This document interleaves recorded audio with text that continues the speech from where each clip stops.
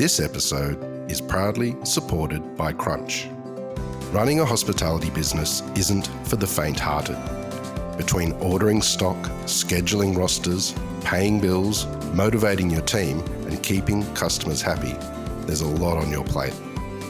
It's no surprise that business planning often gets put on the back burner.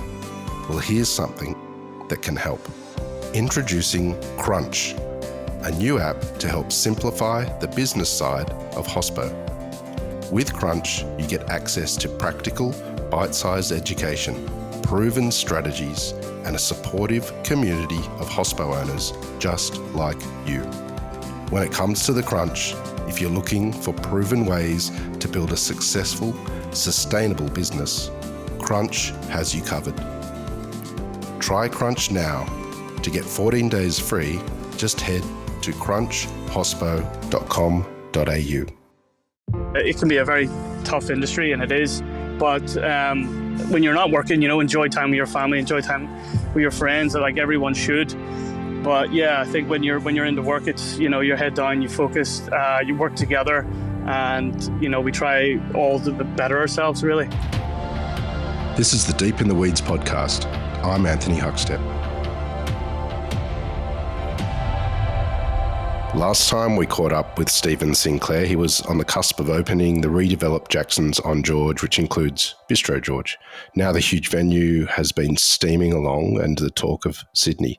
Stephen, how are you? Very well, Huck. It's great to be back. Thanks for having me again. It's awesome to catch up with you. You're in charge of a huge, exciting venue that's the talk of the town in Sydney. How are things at the moment? Yeah, look, what a year it's been. It's been amazing, really. Definitely one of the biggest challenges of my career. A lot of stress and anxiety, in the build-up, given the size of the venue. It was the first time for a lot of staff who worked together.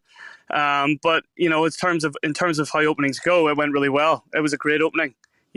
I guess like before, my biggest focus was and challenge was not only going into Jackson's to be able to execute food well, but building a team. So I put, one of my main focuses on the team and getting the right people in, because, without them, you're really limited to what you can do and produce. So yeah, it's been a good ride so far, and hopefully many more successful years to go. I'm fortunate enough to manage a very talented kitchen team. A lot of the guys I brought on with before I worked with in previous years, who were all super keen to come on board. It's incredibly important that we work well together, we back each other up, and, jump in wherever we need to help out. And it's been an amazing experience and year so far. You mentioned those nerves when we caught up last time, and you really took the bull by the horns and went for it. Have you changed during this process of taking on such a large project and creating sort of your own thing out of it as well? Look, not particularly. Like in terms of myself as a chef, I've always stood by what who I am, and what I want to cook. Like I said, I'm fortunate to have a great team in there who can back me up whenever needs be. If something happens, I'm not there, they can handle it really well. And it's amazing to be a part of, the style in terms of what I cook has stayed the same. We're going into our fourth menu change now, sort of, coming into spring.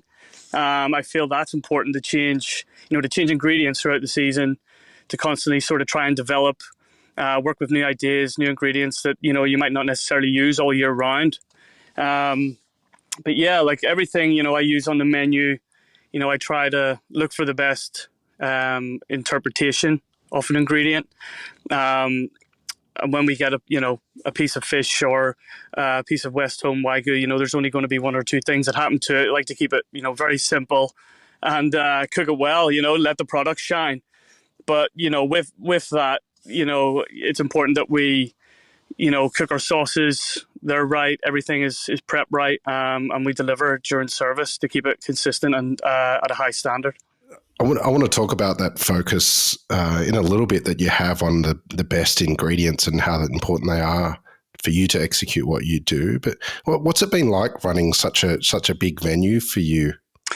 Look, it's been a lot of fun. I mean, I absolutely love working with the team.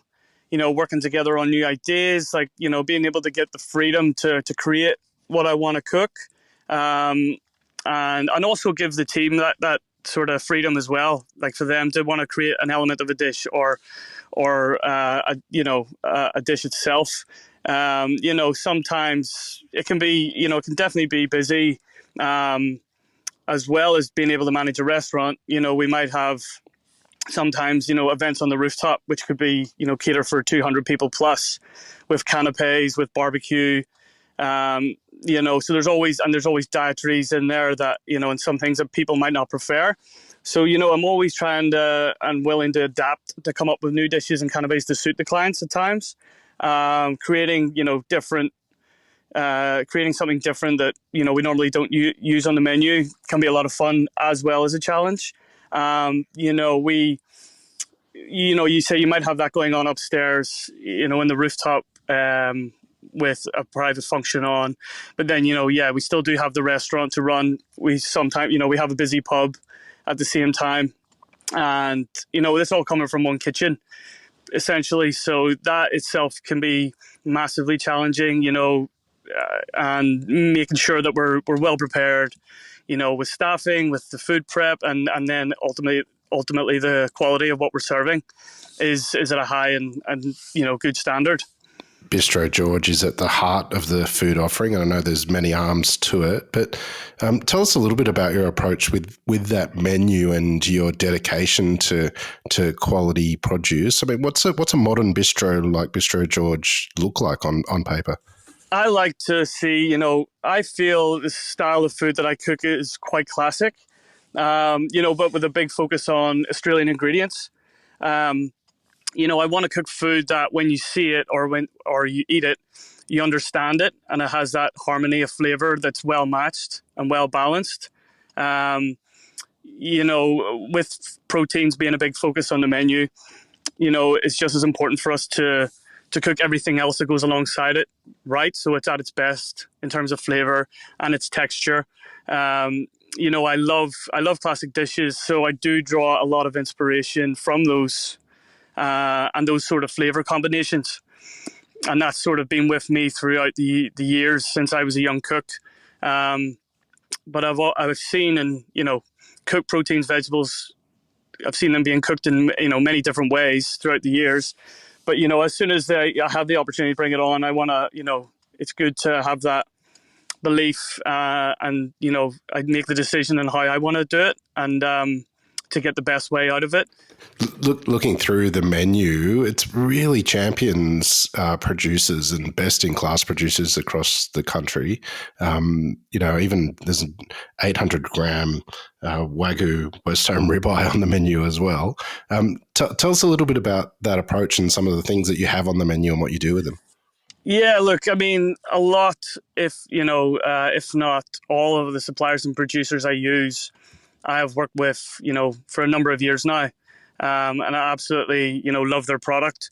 Um, in general, West Home, I use several items on the menu from them. I think I always look to source. I always look to source products for their flavor.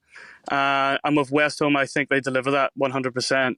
I think Australian Wagyu, in particular West Home, is world class. A lot of people may favor, Japanese Wagyu, but for me, it's Australian. And, West Home is recognized for the quality all over the world. And then that's why, and when I tried it, and, I absolutely love the flavor.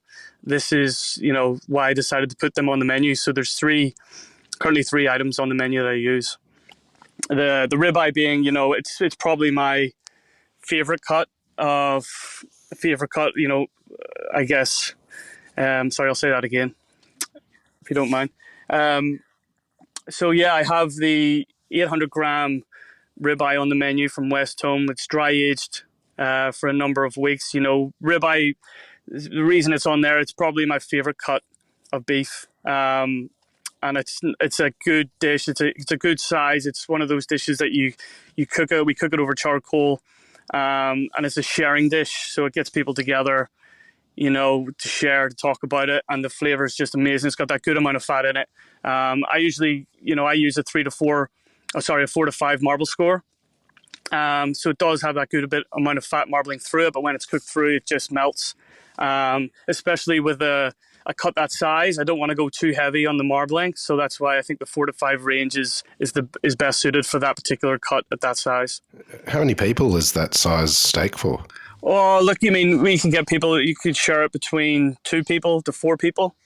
I've had a guest come in and he's had the whole thing to himself a number of times. Moly. So yeah, that's it's really down to what they want. Some people would order it maybe for a few more, but then they would have a few more larger main courses as well to share. So they may only take a few slices of it but they might order a fish or a pasta or something else.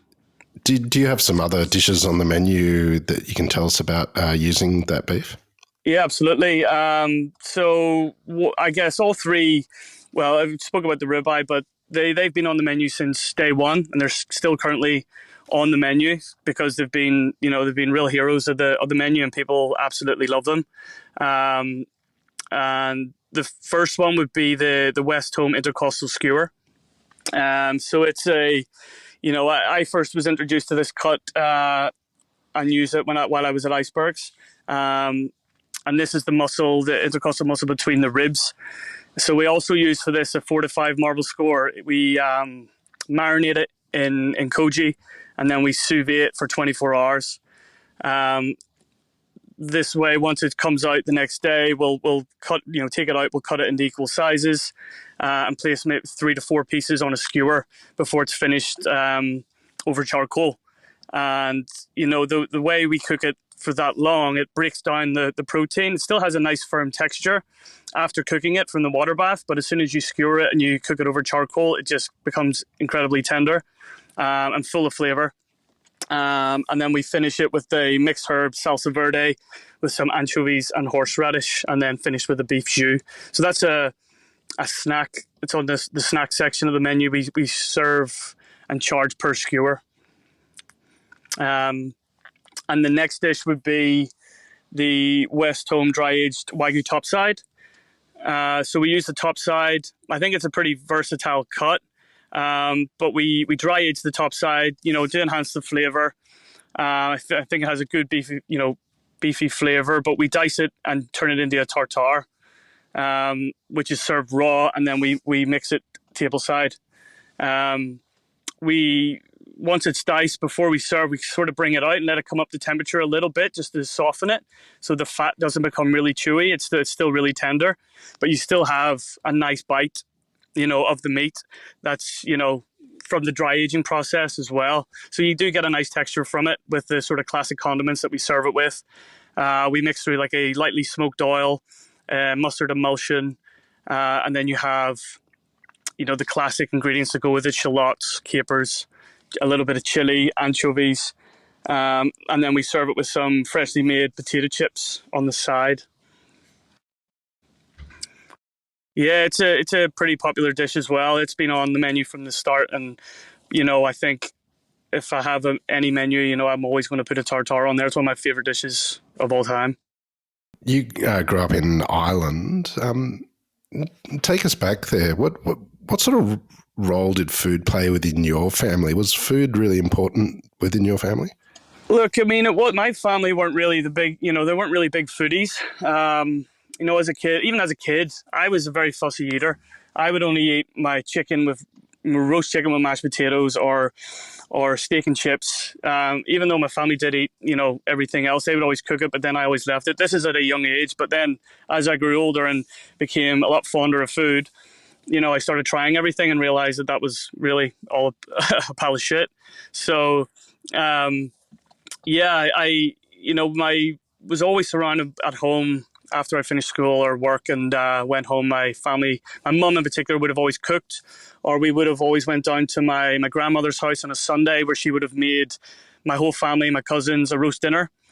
So that always played a big part. And then, as I was getting older and more fond of food, I was asking the questions of, how they're doing it. Can I help? So I was always on. They always put me on potato duty to start. So I was always in the sink peeling potatoes. That's how it started. I can't remember what age I was, but yeah. And then peeling the carrots. And then, it got to it when I got my first cookbook for Christmas. And from then I started offering to cook the dinner for the family, and just loved it, And then I'd be taking over Christmas dinners when I had, the rest of the family over, and just, yeah, I fell in love with it. Did you have a signature dish when you were young that you cooked a lot? I would have cooked a risotto quite a lot. I loved cooking a risotto. It was one of the first dishes I learned, I cooked from a book. I mean, if I look back at it now, it was probably terrible. But even my family, I think they enjoyed it. I mean, at least I think they did. I don't know, they're probably just saying that. But yeah, I mean, I was pretty young. I was always inspired by Italian cooking, French cooking. So, and then I was able to ask my mum if I could go to the shopping. I must have been a teenager, but do the shopping with her. And I picked out the ingredients and made it at home. I think it was a mushroom risotto with some Parmesan and rocket. Tell us about your career in sort of Ireland and England before you came to Australia. What was the really sort of life-changing sort of venues and people that you worked with? Yeah, look, the first job I got, it was in a cafe, but I met a few friends who worked there, and it sounded amazing. So I wanted to join, but he wouldn't give me a job as a chef. I had no training or didn't go to culinary school. I sort of studied to go to university. I was able to get a job as a dishwasher, kitchen hand. So I started there and just picked it up real quick, and picked it up really quick within a year. And once I was able to get my first job as a commis chef in a place called the Potted Hen in Belfast, it was a British European bistro.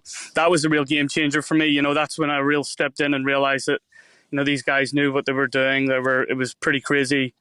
It was a pretty crazy atmosphere, but and tough at the same time. Probably the hardest 3 months of my life, just being able to take the shit from everyone. But that's what came with it, and I just kept my head down and got through it and done really well there. I learned a lot of classic cooking there, making stocks, sauces, beurre blancs, chicken liver parfait. That we'd sort of done all that, and that was where I learned the basic skills to make that.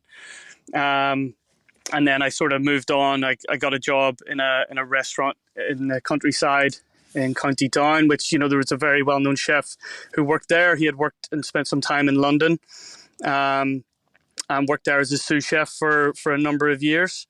And while I was there, I took the time. I was also applying for stages across the UK. I was looking at the kitchen in Edinburgh. I was able to get into Loncloom, in Cartmill in the Lake District, which was it was a short time, but it was an amazing experience. Just something like I'd never seen anything before, and it just kept me inspired and wanting to perfect as much as I could. It was the food there was the best I've seen, probably still the best I've had. And they had a farm only 1 mile down the road, which they took me to show me all their polytunnels, all their vegetables, the chickens, everything. And that was a real eye opener too, just with a focus on sourcing the best produce, and it's only down the road. So I guess that inspired me a lot to, as a chef, everything and I want to source and put on the menu is local, sorry. And that it's fresh, it's well maintained, managed, and produces good flavor. And it was it was an amazing time. And when I came back from that, I went back to my job as sous chef. The place was called the Old Schoolhouse Inn, and I was stayed there for another number of years. But I decided to move to Australia.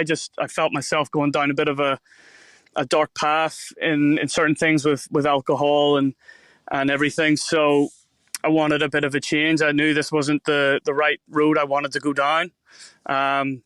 So I ended up booking a flight to Australia because I did originally want to come to Australia when I was young, when I was 21, and that's when I started actually cooking.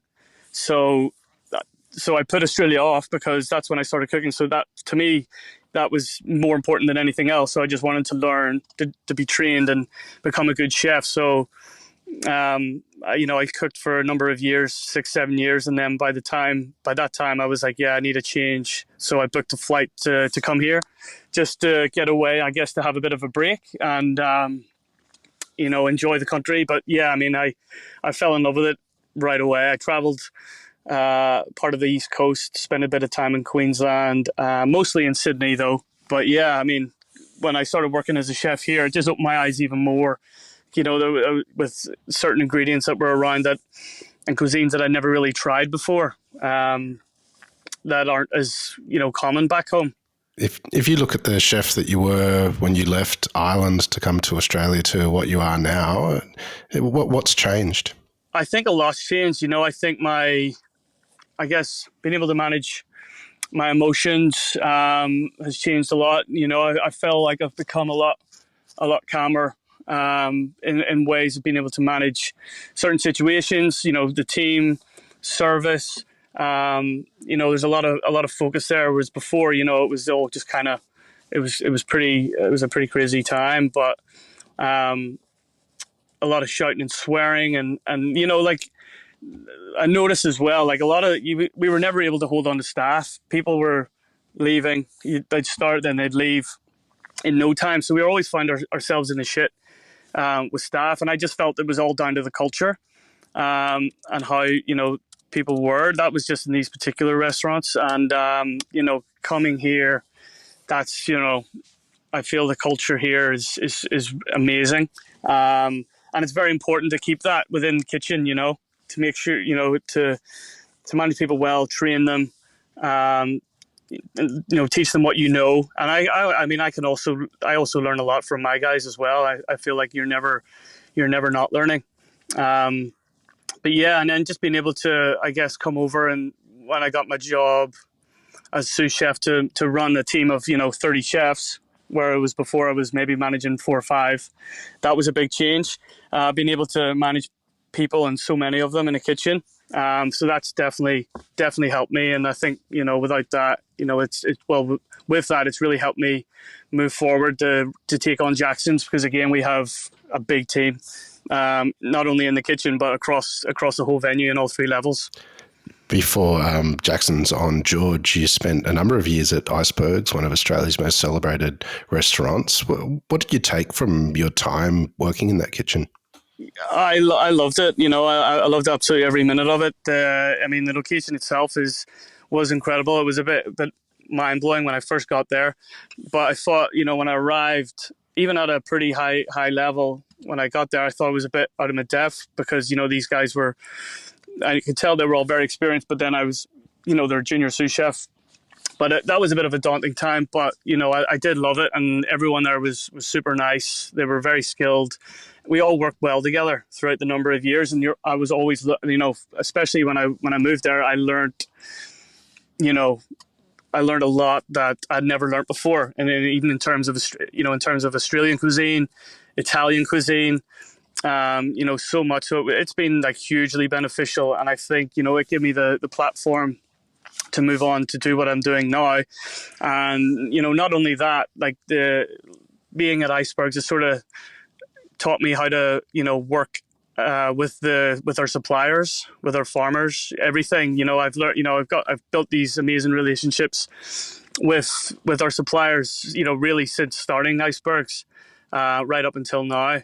And some of which, like I said, if not all, I'm continuing to use, because I think it's just important to communicate with them, to see what we can do, how we work together to benefit us both, and to showcase amazing food for the guests. What sort of advice would you have for young chefs that might want to follow your path and have that amazing dedication to quality produce? Like, how do you integrate that into your menu and sort of honour the great produce? Well, I like to work with the team. I think it's very important to be in there with them, talking to them, communicating, especially when it comes to a menu change. We're actually in the process of doing it now. for spring. So, I always we have our meetings, and I'll always, talk to them and say, if there's something you want to do, or if you have an idea, something, let's try it. I'm always keen for them to try something. And I think that keeps them, makes them feel, good about it, even if maybe it doesn't work, but it still makes them feel like they're doing some use, and they're, they can benefit from it. Even if it's a one element, I can talk to them and it might work somewhere else. It might give them another idea. So I think it's a good way to work closely with the team. Talk to them one-on-one, just to keep that, try and help them with that, their goals, and their inspiration. I think, it can be a very tough industry, and it is, but I think just to keep the head down, focus when you're in work, focus on your work, of trying to make it as good, as best as it is possible. And when you're not working, enjoy time with your family, enjoy time with your friends, like everyone should. But yeah, I think when you're into work, it's, your head down, you focus, you work together, and, we try all to better ourselves, really. We've had some tough economic times and a bit of pressure on the hospitality industry, but we're moving into spring and summer, which is traditionally a time when people do step out. What are you expecting from the next sort of 6 months? Well, look, I'm expecting it to be, we opened, around springtime last year, and it went, really well. We're expecting, I guess, after August period, when it starts to warm up a bit, that it'll be a pretty crazy 6 months right up till Christmas. It is challenging throughout there's times throughout the year when there might not be as busy. I noticed, like, certain times of the year the city can absolutely thrive, or the city can be completely dead, so like just after the Christmas period, for example, or school holidays. Those are times where it can be challenging. We're always trying to adapt to that and focus on those quieter periods of the year, so that we can make the year more consistent. But I feel like it's still really early days for Jackson's and Bistro George. I feel like we can really, there's still a lot of people to showcase this food to, and still some guests that haven't been. And I feel like we're in a good place, and we're doing some good food, the service as well. So we are getting there's a lot of inquiries coming in now, especially for the Christmas period and November time. So it's looking already like it's gonna take off again. Well, looking forward to good times ahead. Stephen, as always, amazing to catch up, mate. Keep in touch, and we'll have to catch up again soon. Thanks so much, Huck. It's great to be back. Thanks for having me, and we'll catch up. This is the Deep in the Weeds podcast. I'm Anthony Huckstep. Stay tuned as we take a deep dive into the lives of the incredible people who ply their trade in the food and hospitality sector. Special thanks to executive producer Rob Locke for making this all happen. Follow us on Instagram at Deep in the Weeds Podcast, or email us at podcast@deepintheweeds.com.au. Stay safe and be well.